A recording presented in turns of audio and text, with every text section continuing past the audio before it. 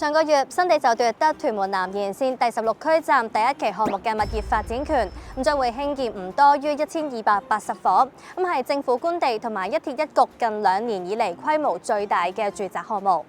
根據有關規劃，屯門南延線第16區增建嘅鐵路車站上蓋同埋周邊土地，即係現址屯門游泳池、海皇路花園，包括寵物公園舊址等嘅用地，將會改劃為其他指定用途，註明商業、住宅發展暨公共交通交匯處地帶，以發展18棟10至45層高嘅住宅大廈，預計可以供應超過8000伙，容納大概22000名住戶。同時提供商場、幼稚園、各種社會福利設施、交通交匯處同埋休憩用地等等。住宅項目將會分期發展，新地投得嘅第1期就位處第16區站嘅東北面部分，屬於純住宅項目，可以經有蓋行人通道連接興建中嘅第16區站以及未來嘅大型商場。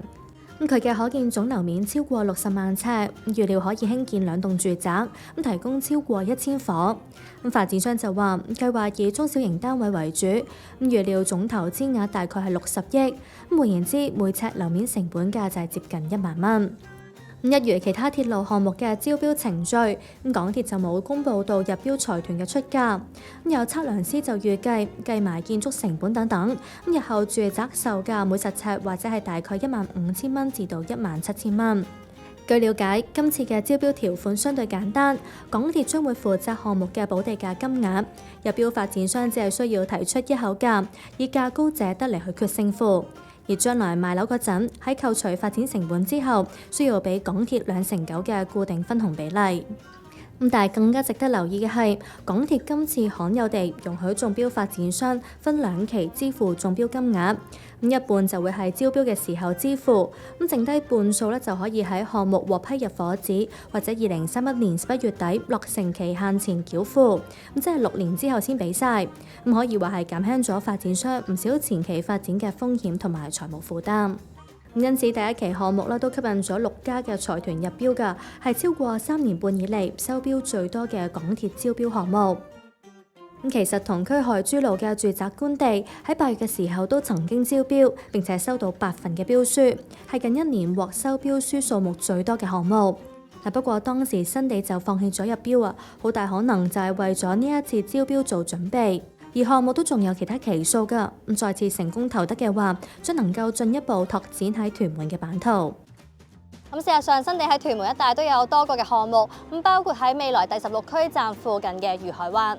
今次我哋就嚟到呢一個屋苑參觀一個1房放盤同埋1個房半嘅租盤，睇下最新嘅樓價同埋租金走勢。第16區站嘅最新發展又有冇帶動到屋苑以至區內其他二手物業嘅交投呢？睇完之後，大家都可以下面留言講下睇法，有機會獲得咖啡禮券。仲未 subscribe 嘅你就快啲訂閱我哋 channel 同撳埋旁邊嘅鐘啦。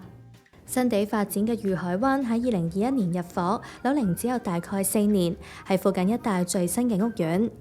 佢位於同係啱啱投得第16區站第1期項目嘅斜對面，中間就相隔咗一條馬路同埋輕鐵站，估計之後去港鐵站或者商場應該都算方便。而家住客買嘢食嘢，主要都係依賴屋苑嘅地鋪。雖然數量就唔係好多，但都有各式嘅食肆、便利店同埋準備開業嘅超市等等，都滿足到最基本嘅日常所需。對面嘅屯門中央廣場都有啲餐廳、補習社同埋教育中心等嘅小型商鋪，又或者行大概5至7分鐘去到海淀軒嘅2層基座商場，會再有其他食肆同埋超市選擇。但如果想行街 shopping， 又或者買到鮮活食材嘅話，就可以去到屋苑對出嘅輕鐵站，又或者附近嘅巴士或者小巴站，搭車去屯門市中心、屯門碼頭同埋友愛邨等嘅一帶，又或者去區內同埋港九新界其他嘅地方。愉海灣自己都有提供51個嘅住客車位，由發展商持有，但係就話月租大概係4000蚊至到4200蚊。不過以全盤669伙嚟去講，比例就唔算充足，平均每13.1戶先能夠分到1個車位。所以代理都話啦，車位嘅等候時間會耐啲。屋苑由2座物業組成，涵蓋開放式至到3房戶型，就面積介乎254尺至到731尺。附近都係一啲年期較為長嘅屋苑咧，較為舊啲，即係可能20年以上，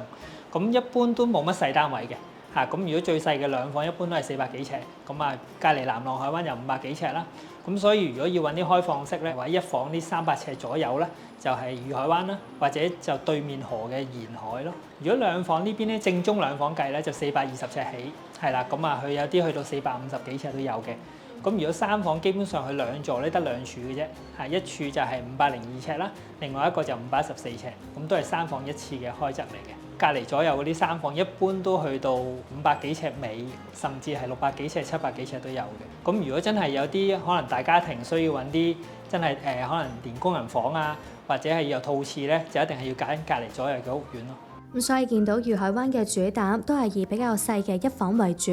我哋參觀嘅兩個單位都係呢一款戶型，但就有唔同嘅開則。咁先睇嚟自2座嘅放盤，嗱呢一座嘅標準樓層，一層有12伙，共用3部電梯。咁上到嚟都係近年嘅新盤格局，有比較窄長嘅走廊。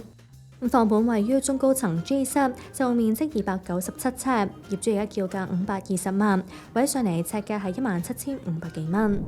一入到嚟咧，會先一條玄關走廊啦，咁見到都算闊落嘅。咁喺我左手邊咧就會有一組嘅玄關櫃，咁上面就會係儲物空間啦，咁下邊就係鞋櫃。咁中間個開放式嘅位置咧就可以擺下啲咧成日經常用嘅物品啦。咁成個櫃都唔係好大㗎，1至2個人住都叫做夠用。咁但係如果比較多鞋嘅話，就要再揾地方擺啦。咁再行多前少少咧，就會係浴室嘅位置。咁全盤所有嘅一房單位都唔係經稅房入，我覺得呢個設計都幾好㗎。由親戚朋友嚟嘅時候都可以保持翻啲私隱度。浴室係黑廁嚟㗎，面積中等，係企缸嘅位置會細少少。咁發展商就喺花灑下面設有一塊嘅小層板，可以擺到幾樽嘅沖涼用品，咁就唔使堆晒喺企缸嘅地下啦。咁至於主要嘅收納空間就集中喺洗面盤上下。我哋都出翻去廳區繼續睇啦。轉過嚟咧就會係開放式廚房嘅位置，咁呢度咧就會係雪櫃啦，而呢一邊咧就會係一字形嘅工作台面，咁見到都擺到幾多嘢㗎，咁不過咧就會佔據咗咧客飯廳一部分嘅空間啦。咁相信都係為咗放埋洗衣、乾衣機等家電喺度，咁先有咁樣嘅設計。因為成組櫥櫃都比較大啊，咁所以儲物量亦都好充足。咁客飯廳長超過3.7米，闊大概2.5米，又大概100尺。咁擺完梳化之後啦，旁邊都仲有少少嘅牆身，可以放到一張細嘅茶几。呢個位置同時對住開放式廚房㗎。咁如果係我，就會放一張細嘅飯台，又或者開合式餐台啦。客廳外連大概24尺嘅露台，四四正正都可以晾到少量嘅衫。單位就係向東南啦，而家係朝頭早嘅時間啦，見到陽光係非常之充足。咁呢度能夠喺自家第一座同埋屯門中央廣場之間望到屯門避風塘海景，遠望龍珠島、黃金泳灘、新舊咖啡灣等嘅一帶，咁景觀都幾開揚。咁雖然前面就有工廈，咁但代理就話暫時都未有重建消息，可以繼續把攬到呢一個海景景緻。咁最後我哋睇埋主人房，同客廳同向，咁所以一樣幾光猛。咁主人房咧就大概76尺度啦，咁張床咧可以靠窗邊擺啦，又或者好似而家咁直放啦，都係冇問題嘅。咁之後都會仲有唔少嘅空間啦，可以擺到衣櫃。業主喺2020年樓市正值高峰期嘅時候，以超過602萬一手買入呢個單位，位上嚟尺價就係大概2萬蚊到。咁事實上，當年發展商嘅開價係非常之進取㗎。御海灣第一期即係放盤所在嘅第2座，首批折實平均尺價就高達17300幾蚊，唔單止貴絕同區啊，甚至貴過市區嘅新盤。咁第2年即係2021年，新地推出屋苑第2期，即係第1座嘅時候，首批折實平均尺價更加進一步升到去18400幾蚊，繼續係同區最貴新盤之餘，亦都比起當時隔離二手高出最少3成4。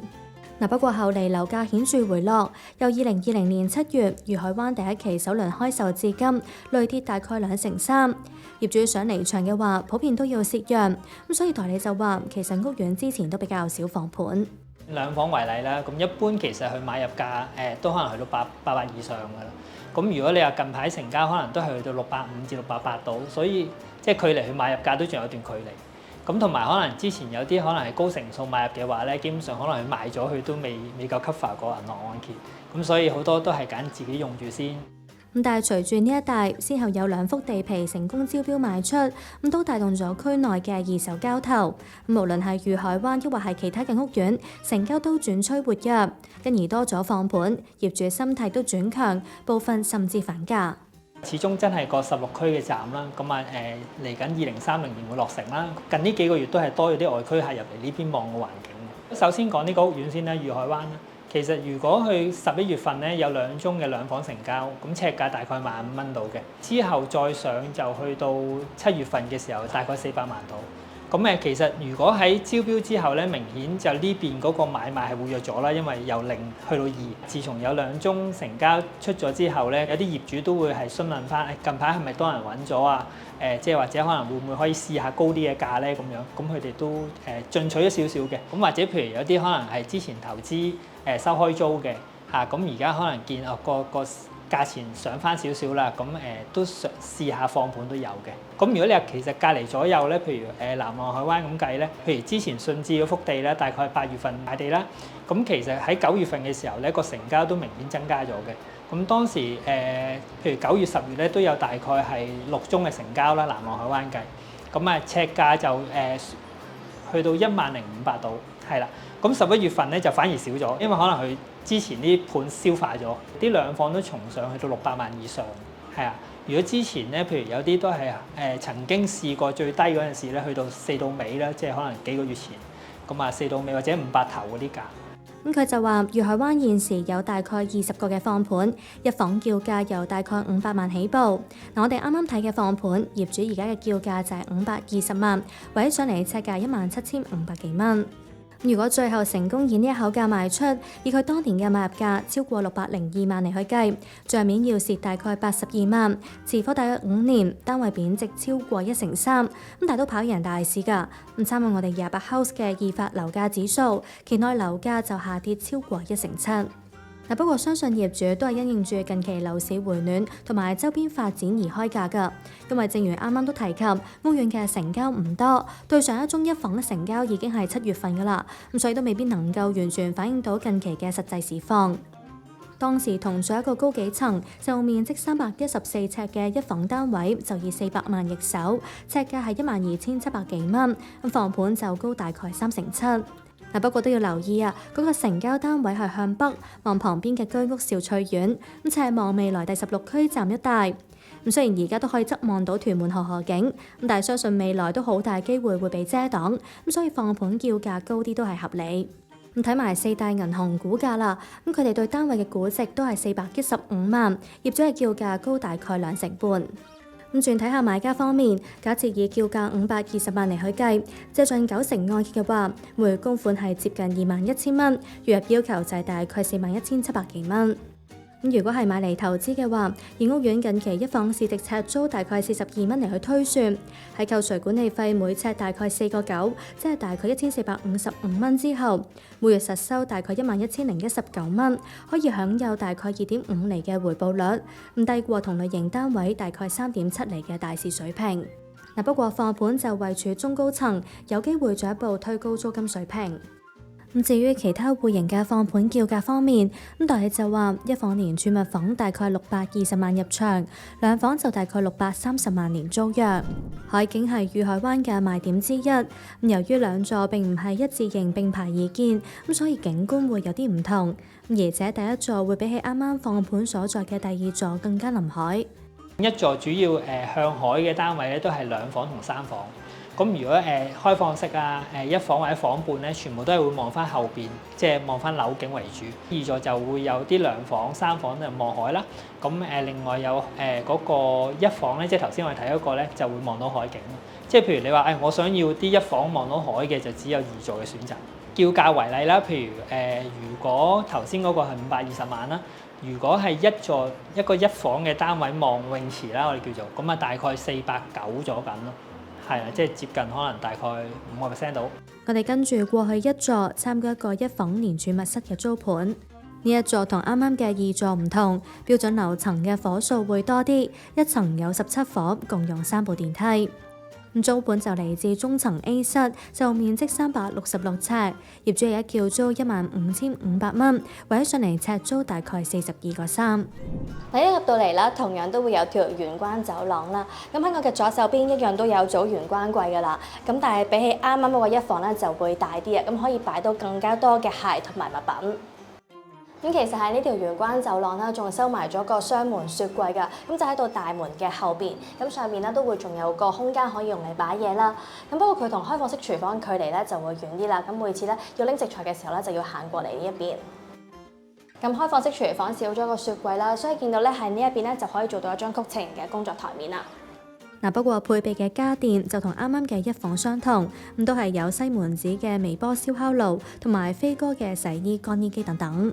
由於台面大咗啲，咁所以見到上下櫥櫃嘅收納空間亦都會再多啲。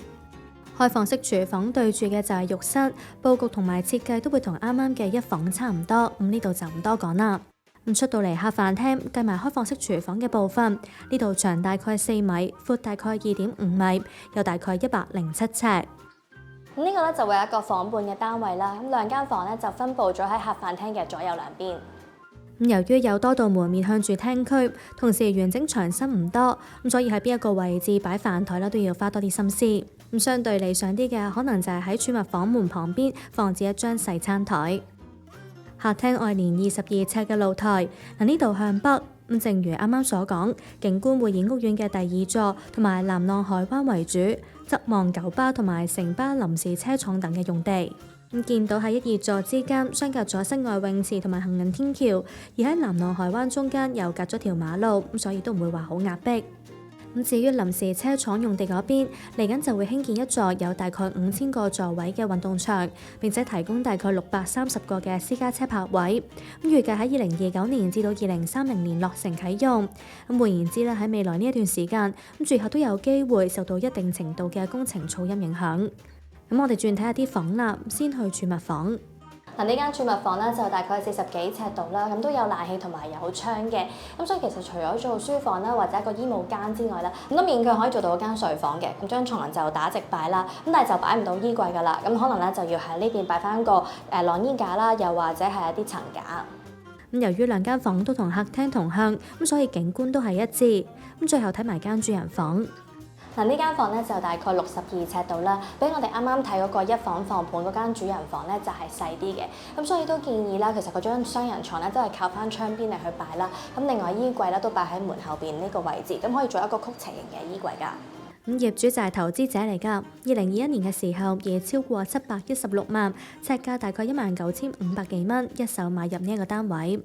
咁佢而家以15,500蚊放租，咁假設最後成功以呢一口價租出，係扣除管理費每尺大概4個9，咁即係大概1,793蚊之後，每月實收大概13,700幾蚊，可以享近2.3厘嘅回報率，咁低過同類型單位大概3.7厘嘅大市水平。咁始終當年業主嘅買入價對比起今日嘅市況都係高啲，不過其實業主嘅叫租都貼近住近期同類型單位嘅市價。12月初嘅時候，同座高層一個367尺嘅房半單位，同樣以15,500蚊租出，咁尺租就大概係42蚊。咁但係都要留意啦，嗰個已經租出嘅單位所處樓層比起放租單位高，而且單位係向東，係呢一座唯一一處可以望到開揚海景嘅一房單位，咁所以租金水平都有機會調整。